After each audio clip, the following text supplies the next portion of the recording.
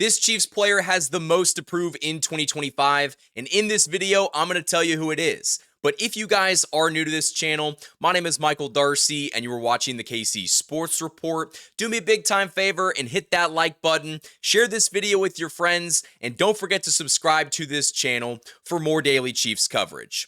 Now, when we talk about a player that has the most to prove in a given season, we first have to talk about the level of expectations that are expected of that player. And the guy that we're going to talk about in this video was a very highly touted player coming out of the state of Kansas. He was a player that was drafted with the final pick in the first round back in 2023. And that guy is Chiefs defensive end Felix Uzama. When the Chiefs drafted Felix back in 2023, it kind of felt like a fever dream. The Chiefs had the draft in Kansas City. They were coming off of a Super Bowl win. And I think that Clark Hunt wanted Brett Veach to take a local product, to take someone that would get the fans in Kansas City excited about the upcoming season. And the Chiefs took the Kansas State product in Felix Uzama with the final pick in the first round. And it made sense because the Chiefs needed a defensive end, but he has just not lived up to any of the hype, any of the expectations. And even at the time, the pick kind of seemed like a project pick, not someone that was going to come in right away and make an immediate impact, but someone that it would take multiple seasons for him to truly develop in a Steve Spagnuolo defense. And if we just look, he had 2.5 sacks last year, and he started in 3 games, but in his rookie season, even though he played in all 17 games, he only had half a sack, and he didn't really get a lot of run in the rotational defensive end room. So I don't think that he had a good rookie season. His second season was all right, but going into his third season, this is a make or break year for Felix. If he does not go out there and ball out, I don't think he's just going to magically, develop in year 4. So I think that this is absolutely the most pivotal year of his career.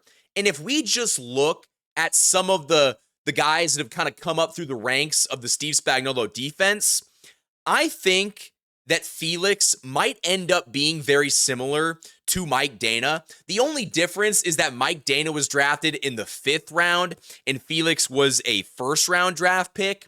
But if we just look at their, career trajectory, they've kind of fallen on similar paths. Now, if we just look at, Mike Danna's stats his first couple years in the league, he wasn't great, but he got progressively better. And part of that came with a an expanded role as an edge rusher. His first year in the league, he only had, he had 2.5 sacks in 2020, followed by 3 sacks in 2021. In 2022, he kind of had a really good season. He had 5 sacks. 2023, he had 6.5. And then last year, he had 3.5. So Mike Danna kind of regressed last year.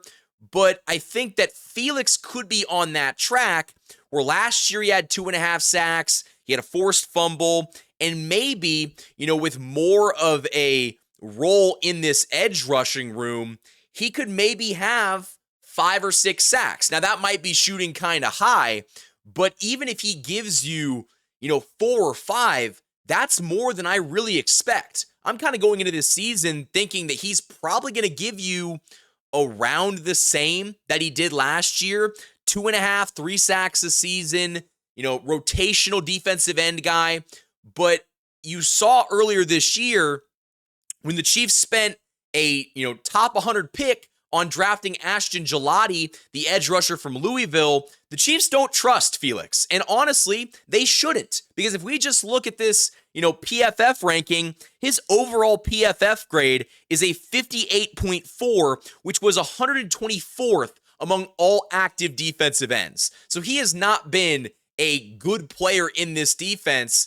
Now, I think part of that is just his limited snap count. He hasn't played a ton of snaps, but he's also played enough snaps to know that he's not going to be a superstar.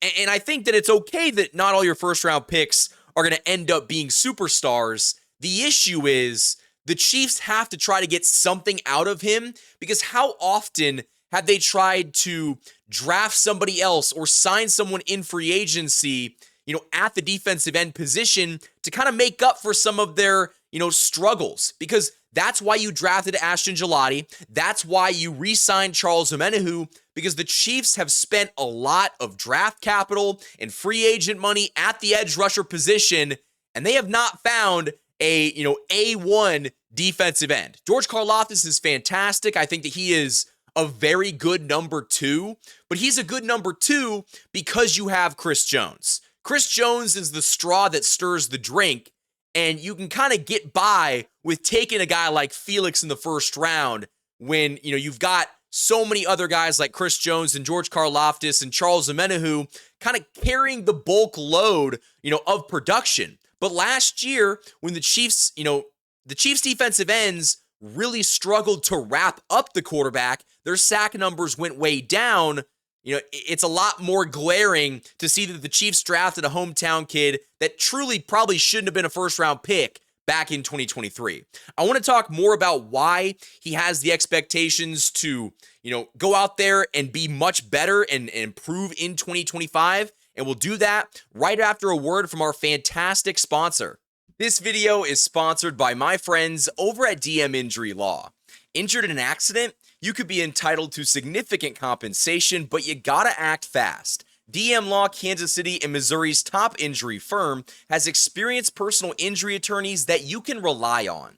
DM Law is a full-service personal injury practice supported by a large team of investigators, case managers, medical records specialists, and more. And best of all, DM Law operates on a contingency fee basis, so you don't pay unless they win. And they also provide free consultations. So if you've been injured, don't wait. You can contact DM Law today for a free consultation and learn how they can help you get the compensation you deserve.